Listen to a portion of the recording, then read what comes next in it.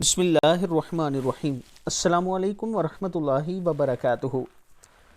عابد راجہ channel کی طرف سے آج میں اپنے دوستوں کو رسول اللہ صلی اللہ علیہ وآلہ وسلم کا ایک فرمان سناؤں گا۔ امام سے پہلے رکوع اور سجدہ کرنا۔ حضرت ابو ہریرہ رضی اللہ تعالیٰ عنہ فرماتے ہیں کہ رسول اللہ صلی اللہ علیہ وآلہ وسلم نے فرمایا، جو شخص امام سے پہلے اپنا سر اٹھاتا ہے، کیا وہ اس بات سے نہیں ڈرتا کہ اللہ تعالیٰ اس کے سر کو گدھے کے سر سے بدل دیں، یعنی گدھے کی طرح اس کو بے وقوف بنا دیں اور آخرت میں وہ گدھے کی طرح اٹھے۔ اور یہ عادت بہت سے لوگوں میں عام ہے، یعنی جب امام صاحب آگے نماز پڑھا رہے ہوتے ہیں تو ان سے پہلے رکوع میں بھی اٹھ جانا، یا رکوع میں چلے جانا، یا سجدے میں ان سے پہلے چلے جانا، یا ان سے پہلے اٹھ جانا۔